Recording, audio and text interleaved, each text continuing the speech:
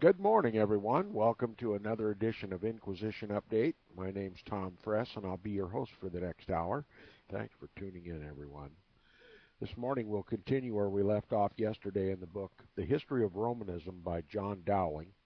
Yesterday we concluded by a brief discussion as it is, but a discussion about how the papacy used the opportunity of the Crusades to advance itself in financial wealth. The papacy used the Crusades as a cash cow. Remember, it was the Pope who set the Crusades in motion, Urban II. And virtually, Europe was abandoned. Every able-bodied man, woman, and child who wished to go on this crusade to have their sins expiated by liberating Jerusalem from the Turks, left all their property to the papacy, to the church. And the papacy used that opportunity to increase its wealth in terms that are incalculable. Okay? People knew that they were going to die in this crusade.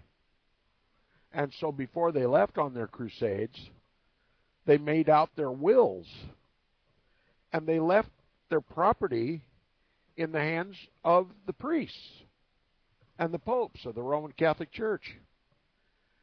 Now, no one can put a dollar value on the financial increases of the Roman Catholic Church at the time of these crusades. But let's leave the financial gains for a minute and talk about the power of the Pope.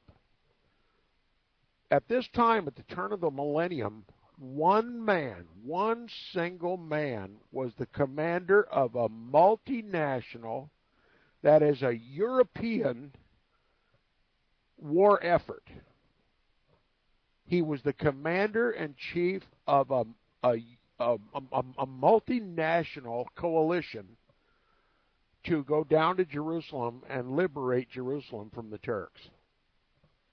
It was a religious war conducted by the man of sin, the papacy. We need to kind of wrap our brains around how much power the papacy exerted. And put yourself in the place of one of the kings of Europe at this time. You have a responsibility to see that the economy is running and production is up and people are fed, but the country over which you are ruling is being depleted by millions of people leaving the country. Now, if you're a king of one of these coalition countries and your armies have been commanded to leave and to go to the so-called Holy Land, what are you going to use to defend your country? How's your economy going to run? Who's going to till the farms? Who's going to till the ground and produce food for the people? The countries were left in shambles, and the authority of the kings had no weight against the authority of the Pope.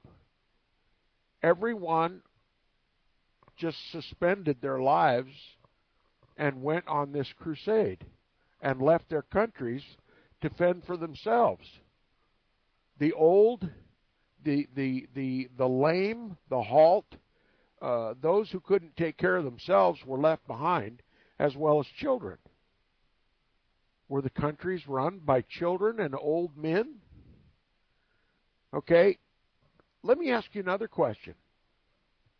Now that we've talked at least a little bit about the power exerted by the papacy in this crusade, what about those literate, Bible-believing Christians who, since the very first century, knew for a fact who the Antichrist was? That it was the papacy. What do you think they had to say about these crusades? What do you think they had to say about the Pope, the man of sin, the son of perdition? That's what they believed. Now that all of Europe is obeying the Pope's commands, and the Pope has now commissioned a multinational crusade, a European crusade, overturned the economies of all nations, and conscripted vast human resources to go down to Jerusalem, leaving the countries where they resided and all the land and all the properties in the hands of the popes and the bishops, the Pope's men. What do you think Bible-believing Christians were saying of the whole thing? And what do you think were the outcomes of those sayings? A Bible-believing Christian had to be convicted by the Holy Spirit to identify the papacy as the Antichrist and to set an example for all of those who were deceived by him in not conscripting themselves to go down to this crusade. They stayed home. Able-bodied men and women stayed home. They wouldn't put the cross on their forehead or on their chest. They wouldn't put the cross on their shoulders. They spoke out against this Inquisition and against the man of sin who commissioned it. What do you think happened to them? They were persecuted. They were counted as traitors. They were counted as non-Christians. Now, the author doesn't address this, but common sense dictates that if any able-bodied man or woman, a Bible-believing Christian, who knew who the man of sin, the son of perdition was, that it was the papacy, and that this crusade was nothing but the wars, and rumors of wars spoken of in the Scriptures, and protested against it, as was their spiritual command from the Lord on high, to fight against Antichrist, they were persecuted. That's the end of, that's the life and times of the saints throughout history. Persecuted every time they stood up against the man of sin and identified and made people aware of his deceptions. Now, people were ready to give up their lives, give up their properties, give up their families, their children, their possessions, will all their possessions to the church, and go down in a crusade knowing that they were going to lose their life. They were committed. And a Bible-believing Christian who was telling the truth about the whole thing was making folly of the whole thing. You must know that they were hated. Above all flesh, they were hated more than anyone. That's the life of a Bible-believing Christian. No friends. No one to agree with you. You've got to stand on your own 2 feet. You've got to stand on the Scriptures. You've got to stand on Christ and take what comes. And they took it. And their blood is still crying from the ground for justice. The earth is soaked with the blood of the saints and the martyrs of Jesus. And why is the earth soaked with their blood? Because they protested the Pope and all of his crusades and all of his Roman Catholic canon law and all of his filthy lucre, all of his idolatry, all of his simony, all of his sodomy, all of his doctrines of demons, and for deluding the masses and leading them away from Christ. They paid with their lives to tell the truth. They were bold to tell the truth, and they suffered. That's just a little more background than what the author gives us. But you have to comprehend what effect the Crusades had in Europe at this time.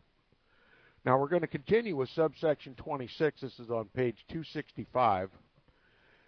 He says another effect of the expeditions to the Holy Land, that is the Crusades, was the introduction of vast quantities of old bones of saints and other reputed relics, You can remember yesterday I had trouble coming up with that word, relics. Don't we all have a brain fade from occasion? And after you've exceeded the year 60, these brain fades come a little bit more frequently. But there's the word, relics.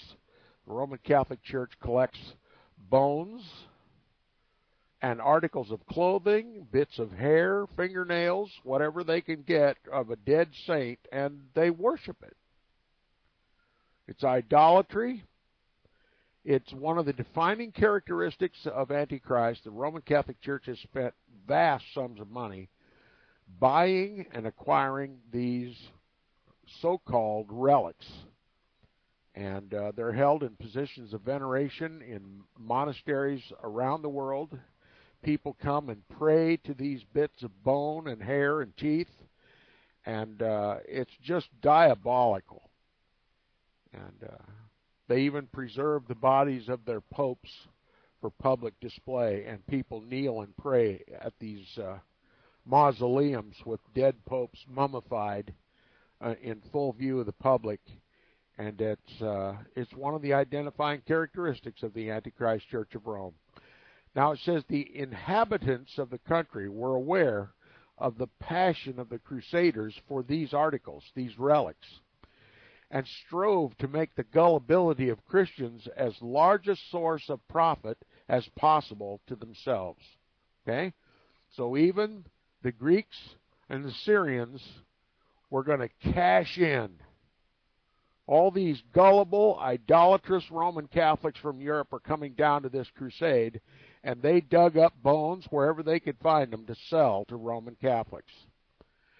It says, upon their return to Palestine, after the taking of Jerusalem, they brought with them a vast number of pretended relics, which they bought at a high price from the cunning Greeks and Syrians, and which they considered as the noblest spoils that could crown their return from the Holy Land. Okay? So if they managed to make it back to Europe after the crusade to the Holy Land, what they valued more than anything of the spoils were these relics, old, dry bones. And it says, these they committed to the custody of the clergy in the churches and the monasteries. Okay? So they gave their bones, their prizes of war, their spoils of war, to the churches.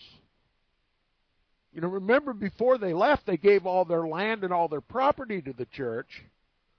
And when they came back, if they managed to survive, they carried with them the bones of pretended saints, and they gave those to the church. Can you comprehend how much power the Roman Catholic Church has at this time?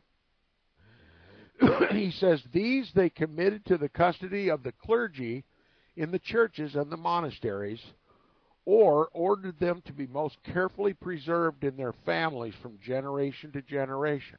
Okay?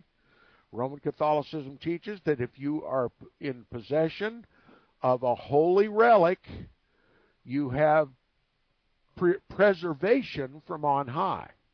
Okay? You have protection.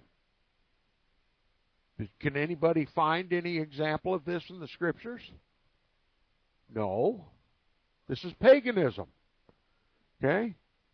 I remember when I was a little kid, everyone drove around and the keys of their car stuck in the ignition, and on the keychain was a rabbit's foot. They called it a lucky rabbit's foot. Is anybody old enough to remember the lucky rabbit's foot? What is that?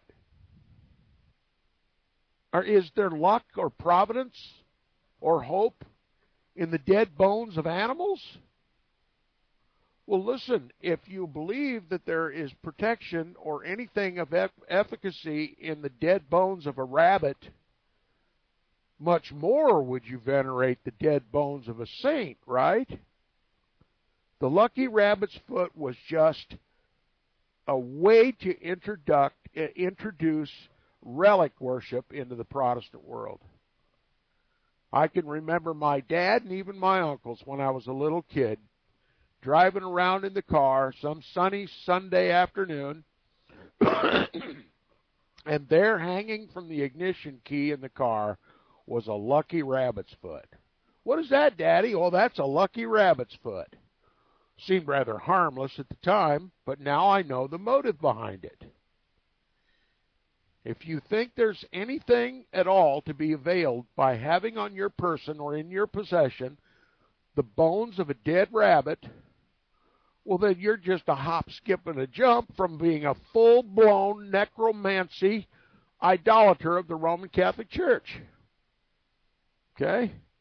You can just consider it one of the tenets of the ecumenical movement. Okay? Same thing, the Bible forbids idolatry, the bowing down and worshiping of images and idols. Okay? Any Christian can tell you, any Bible-believing Christian can tell you it's an abomination before the Lord to see one of his children kneeling down to an inanimate object, an object that is so inferior to the God of glory that created all heaven and earth and man and the sea and everything that in them is. To bow down and worship an image and idol is disgusting. Okay? To pray to inanimate objects, statues, paintings. Every Roman Catholic does it. So how did the Roman Catholic Church get this introduced into the Protestant world? When you were a little girl or a little boy, did you play with a doll? That's right, an inanimate object. A doll. Dressed it up in clothes, pretended conversations with it, carried it to bed with you, brought it out with you in the morning when you went up for breakfast. Seemed rather harmless at the time, didn't it? Everybody just kind of snickered. But if you will care so much for an inanimate object, maybe that would make you fit to be a Roman Catholic, wouldn't it? Do you think I'm stretching it? There's no more subtle influence in the world than Satan. And I maintain that idol worship and necromancy and the worship of relics and holy bones is instituted in the United States from the cradle. We don't dare to call it Roman Catholicism because that would offend the little children and would offend the parents that bought the little dolly or the little lucky rabbit's foot. But that's the truth. Okay? We're to pray to a living, breathing, walking, talking God in heaven. No, we can't see him, because if we were to look upon his glory, we would go up like smoke. So we're not allowed to see him. But all we have to do is look at his creation. We know he's alive. Do you know how much it offends God to teach little children to converse with inanimate objects? To make them fit for the man of sin and idol worship and relic worship? It's instituted in our society from the cradle to the grave. And few are brave enough to admit the influence of Roman Catholicism, even over our little children. We've been duped. It's no longer an innocent thing. It's no longer something to be snickered at. Okay? Get the dollies out of the house. Teach the children to pray to the living God. Have a relationship with the Creator. That's true biblical Christianity. Now, all these idol worshippers coming back from the Holy Land, the so-called Holy Land, being victorious over the Turks, what did they relish of all their possessions, all the spoils of war, more than anything? Relics. Lucky rabbit's foots. Okay? He said, among others of these pretended relics, Matthew Paris relates that the Dominican friars brought a white stone in which they asserted that Jesus Christ had left the impression of his feet. Okay? Here we have a monastic order, the Roman Catholic Church, the Dominican friars, and they brought home from the Crusades a white stone, which they said had the impression of Jesus' feet in it. Okay? You know how precious that must be to the Roman Catholic Church? A white stone with Jesus' feet imprinted in it? He said a handkerchief said to have been Christ's is worshipped at Byzantium, which was brought by the Crusaders from the Holy Land, and the Genoese pretend to have received from Baldwin, the second king of Jerusalem, the very dish in which the paschal lamb was served up to Christ and his disciples at the Last Supper, though this famous dish excites the laughter of even Father Labat in his travels in Spain and Italy. Okay? So even Roman Catholics, some Roman Catholics, laugh at the absurdity of these claims, much as we should laugh at the absurdity of a lucky rabbit's foot. Okay? Now, he continues, he says, the Greeks and Syrians, whose avarice and fraud were excessive, imposed upon the credulity of the simple, that is, the stupid and ignorant Latins, and often sold them fictitious relics of at enormous prices. Okay, we've read examples of. They've done forensic tests on some of these bones that they brought back from the Crusades that are still extant. They still exist. They're still venerated in the Roman Catholic Church. They're still put under glass, lighted candles all the way around them, a kneeler placed in front of the altar there where they can kneel and pray without bruising their knees. They've proven to be the bones of cats and dogs and sheep and oxen and goats. Okay? No saint, a dead animal. Just like a lucky rabbit's foot, which is no different than the bones of a dead saint. There's no power in the bones of a dead saint. That's the difference between true biblical Christianity and Roman Catholicism. He said the sacred treasures of musty bones and rags which the French, the German, and other European nations preserved formerly with so much care and show, quote, even in our times with such pious ostentation, says the historian Mosheim, are certainly not more ancient than those holy wars. In other words, the bones that they brought back were not ancient holy saints. They were from victims who died in the war. He says they are certainly not more ancient than these holy wars, but were then purchased at a high rate from these cunning traders in superstition, unquote. The cunning traders of superstition. He says there are other incidents in the life of Pope Urban which are worthy of relation, as exhibiting the pomp and the pride of the popes in this age of the world, but as they are chiefly connected with the history of popery in England, and relation to them will be deferred to the next chapter, which is devoted to the department of our discussion. We'll talk about England. Now, chapter 4. Popery in England after the conquest, Archbishop Anselm and Thomas A. Becket. We're going to talk about the history of England now. But before we begin, I want to remind the listeners what we've learned heretofore in the book, that England brought the gospel either by the Apostle Paul or those Bible-believing Christians who sat under his ministry shortly thereafter. The gospel found root in England.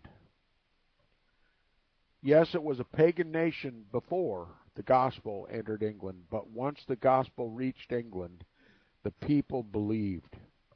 They believed in the grace, the mercy, and the gift of salvation that we have in Christ Jesus. Salvation by grace through faith, and not of works. And so England, for the Pope, was a tough nut to crack. Okay? The papacy wielded his authority over all the other kings of the earth, but he had a tough time in England, which naturally you would expect that anyone who has absorbed the gospel and really understood the meaning of the gospel, that you are saved by grace through faith and not of works, lest any man should boast, they weren't anxious to allow the papacy to usurp its authority of the gospel and to spread a works salvation. So England, different than all the other nations of Europe, didn't produce many crusaders.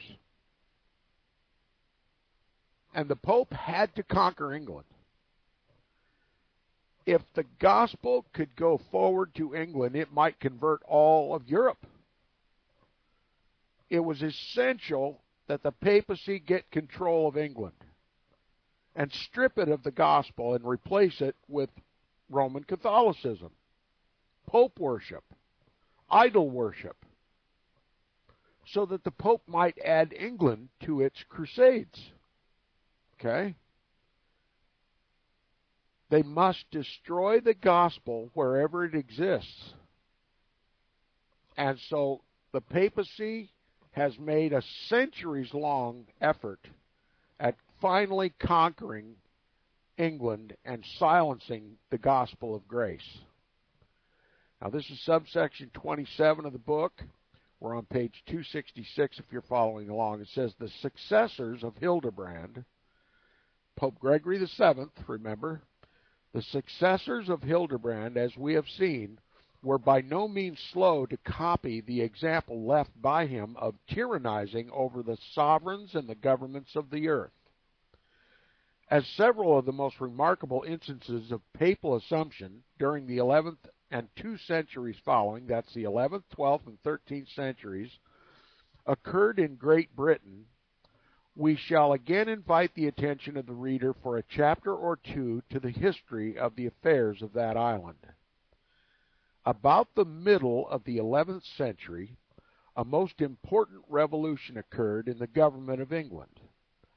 William, Duke of Normandy, afterwards surnamed the Conqueror, William the Conqueror, had long looked with a greedy eye upon England. Before undertaking its conquest, however, William the Conqueror thought it prudent to secure the powerful alliance of the Pope, who, says the historian Hume in his History of England, quote, had a mighty influence over the ancient barons, no less devout in their religious principles than valorous in their military enterprises. It was a sufficient motive to Alexander II, the reigning pope at the time, for embracing William's quarrel, that he alone had made an appeal to his tribunal, but there were other advantages which that pontiff foresaw must result from the conquest of England by the Normans. So, William the Conqueror sought the blessing of the Pope before he launched his invasion of England. And the Pope, seeing another opportunity to gain power and strength and to expand his dominions and to destroy the gospel in England and to replace it with Roman Catholicism, took sides with William the Conqueror. They're going to overthrow the government of England. They're going to conquer England. They're going to make it Roman Catholic. Now, he says that kingdom maintained still a considerable independence in its ecclesiastical administration, and forming a world within itself entirely separated from the rest of Europe. It had hitherto proved inaccessible to those exorbitant claims which supported the grandeur of the papacy. Okay? So here you have evidence that the gospel had sunk to the marrow of the bones of the English people. Christ was their king. He was their redeemer. He was their confessor. He was their intercessor. They had no need for a pope. Okay? The Pope and Christ are as different as night and day. One is the antithesis of the other. England was not going to anxiously accept the papal authority. They had their king, they had their constitution, the Bible, and they were going to worship Christ and Him only. They weren't going to answer to the Pope. All right? That kingdom, England, maintained still a considerable independence in its ecclesiastical administration, and forming a world within itself entirely separated from the rest of Europe, it had hitherto proved inaccessible to those exorbitant claims which supported the grandeur of the papacy. In other words, they rejected the papacy. And anybody who receives Christ truly always rejects the papacy. The papacy is the man of sin, the son of perdition. You can't serve two masters. Okay? So England is a tough nut to crack for the Pope, because the gospel sank deep to the marrow of the bones of the English people. So the Pope's got to use force to overthrow England. And William the Conqueror is the man. It says, Alexander therefore hoped that the French and Norman barons, if successful in their enterprise, might import into that country a more devoted reverence for the Holy See. He therefore declared immediately in favor of William's claim, pronounced the legitimate king, Harold, a perjured usurper, denounced excommunication against him and his adherents, and the more to encourage the Duke of Normandy in his enterprise, sent him a consecrated banner, a flag consecrated by the Pope. The Pope waved his magic hands in a figure of the cross over this banner. That's what made it holy. That's what made it consecrated. And he also sent him a ring, quote, with one of St. Peter's hairs in it, unquote. So, William the Conqueror's just received gifts from heaven, right? God's on his side. The Pope's on his side. He's going to conquer Great Britain. He's going to conquer England. And the Pope, in order to justify this, just simply announces to the world that the present king in England, Harold, is a perjured usurper, and he denounced excommunications against him, kicked him out of heaven, right? Made him a heretic just by the words of his mouth. Took the legitimate king of England and just, he's no longer king. That's the power that the Pope wields. You know, you've heard the term the kingmaker. There's no greater kingmaker in all the history of the world than the papacy. He makes and breaks kings and kingdoms. And the Bible forecasts that he will. All right? We look in the future for an Antichrist when the papacy has fulfilled every prophecy in the Bible regarding the man of sin. And so the Pope gets an opportunity to overthrow the gospel. That's the real enemy of the papacy, to overthrow the gospel in England. So he denounces the legitimate King Harold as a usurper, and he excommunicates him and puts his blessing upon William the Conqueror by sending him a consecrated flag and a ring with one of the hairs of St. Peter in it. All right, subsection 28, page 266, it says, upon the accession of Gregory VII, that imperious pontiff wrote to King William, that's William the Conqueror, requiring him to fulfill his promise of doing homage to the kingdom of England to the See of Rome. Okay? William is instructed that he must fulfill his promise to obtain the homage of England to the See of Rome, and he sent him over that tribute which his predecessors had been acquainted to pay to the Vicar of Christ, meaning Peter's pence, a charitable donation of the Saxon princes, which the court of Rome construed into a badge of subjection acknowledged by the kingdom. Okay? Now, we related a story earlier where one of the kings of England, one of the early kings of England, would not, he was formerly a Saxon who had converted to Christ, and when the Pope demanded that they pay taxes to the Holy See, to the Papacy, he agreed to pay taxes, but he would not bend the knee to the Pope. Okay? So there was set a precedent that England must pay what is known as Peter's pence. That's a tax to the Pope. All right? The Pope, by some spiritual power of some kind, which he doesn't truly possess, laid the conviction upon the government of England that it must pay a tax to the Roman Pontiff. They conceded to that, and that is the door into which the Pope immediately sticks his foot and won't let it close. Okay? Because England ever acknowledged any power of the papacy and agreed to pay taxes to the papacy, Rome sees that as an admission that England is ready to succeed or secede to the power of the Pope.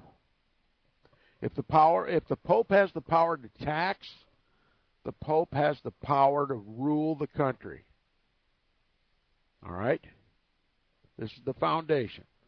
It says, upon the accession of Gregory VII, that imperious pontiff wrote to King William, requiring him to fulfill his promise of doing homage for the kingdom of England to the See of Rome, and to send him over that tribute, that tax, which his predecessors had been accustomed to pay to the Vicar of Christ, meaning Peter's pence, a charitable donation of the Saxon princes, which the court of Rome construed into a badge of a badge of subjection acknowledged by the kingdom. Okay? They paid Peter's pence, and that is construed by Rome to be a badge of subjection.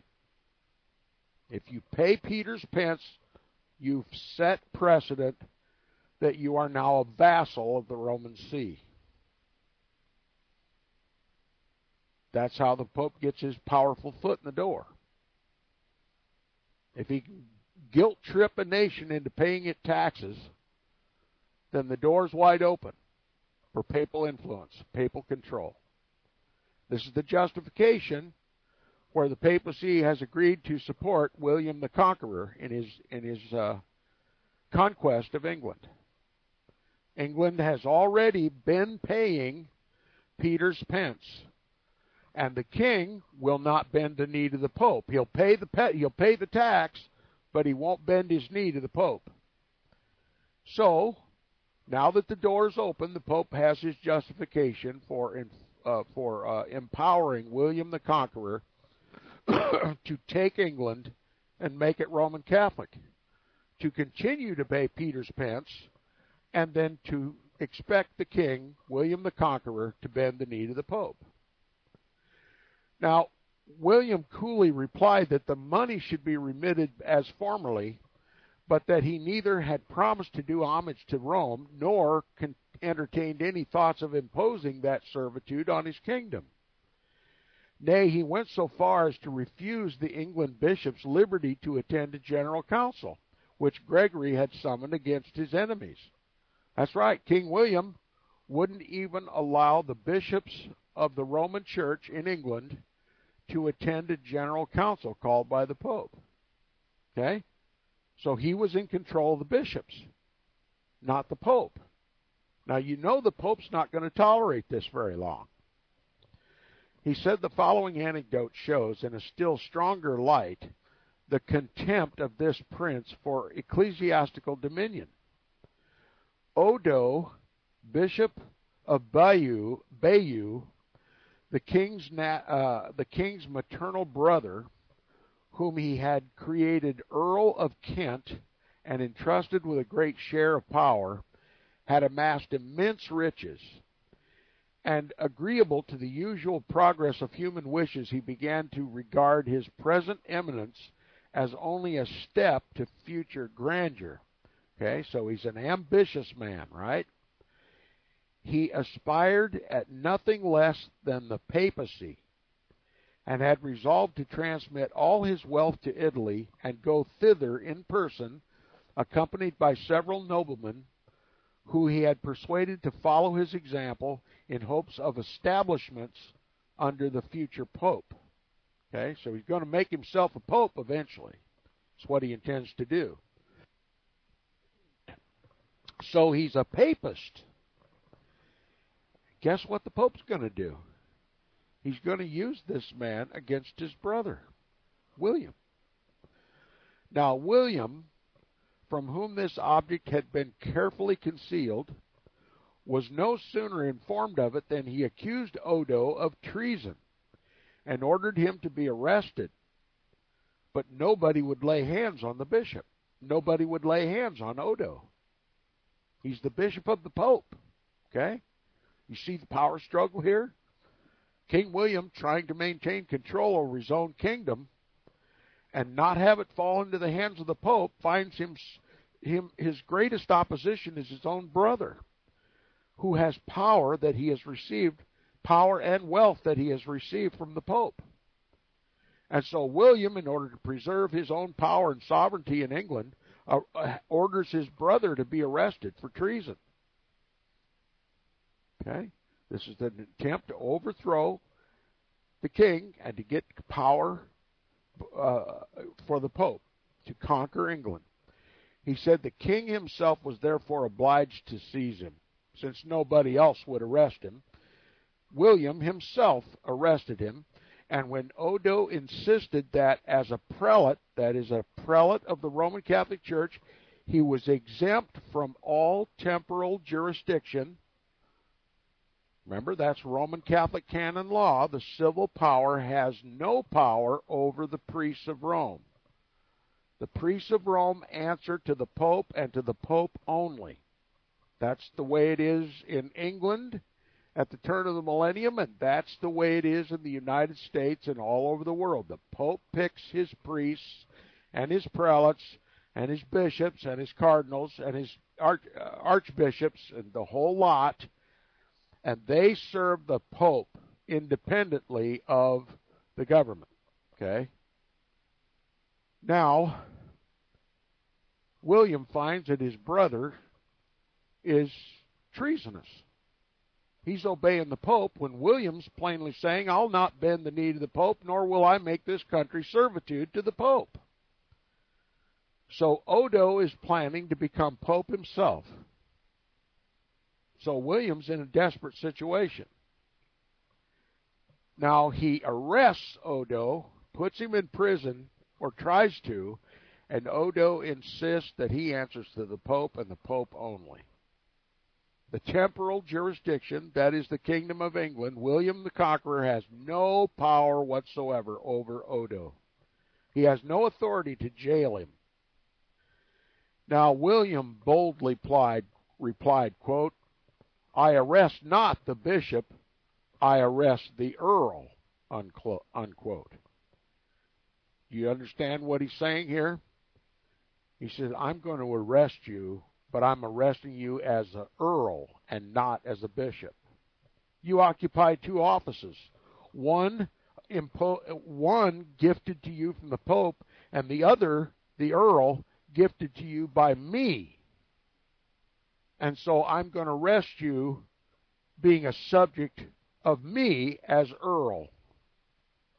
So, see, every prelate of the Roman Catholic Church serves two masters, right? The Pope on the one hand and the king on the other. And so William takes advantage of this duality and says, I'm not arresting you as a bishop, I'm arresting you as an earl. as a representative of the government. And so then he accordingly sent him prisoner to Normandy, where he was detained in custody during this whole reign, notwithstanding the remonstrances and menaces of Gregory. All right, this all has to do, if you've been following along, this has to do with investiture.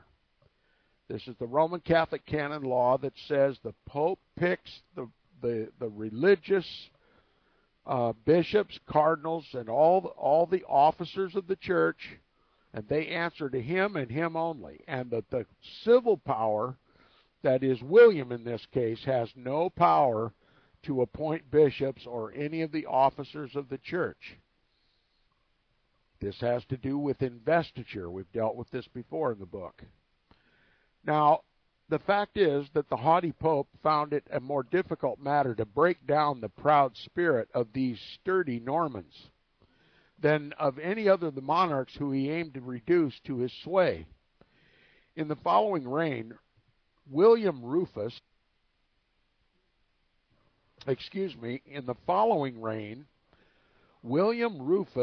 the son and successor of the Conqueror, upon the death of Lanfranc, Archbishop of Canterbury in 1089 A.D., refused for 5 years to appoint a successor and kept the temporalities of the archbishopric in his own hands.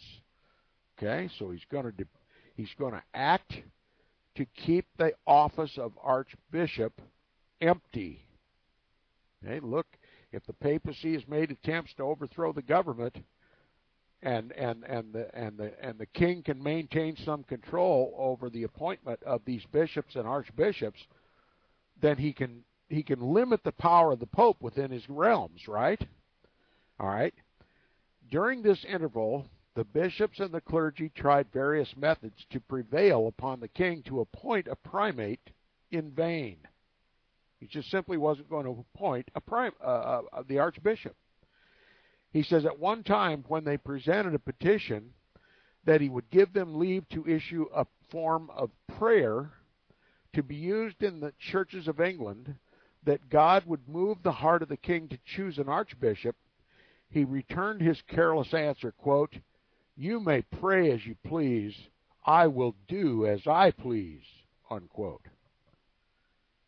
So the king is not going to appoint a bishop. You know what this is all about? If he thought he had the power, he would evict all of the bishops of the Pope out of his realms. Right? England was paying an annual Peter's pence to the Pope. The Pope expected the king and all of the bishops to answer to the Pope. And at this point, there's no more England. It's just another papal fiefdom like the rest of Europe. Okay, this wise king sees the error in deferring in any degree to the papacy. And when this archbishopric becomes vacant, he doesn't appoint a new one. And so now the rest of the religious prelates in England, those under the influence of the Pope, are praying that he appoint an archbishop. Now he says, at length, in a fit of sickness, the king consented to the election of Anselm, who soon after requesting permission to go to Rome to receive his pall, that is a vestment, okay, the archbishop goes to Rome, Italy, to receive from the hand of the Pope the official signs and marks of his office. Okay, that consists of the pall, the P-A-L-L, which is a robe of the office of archbishop.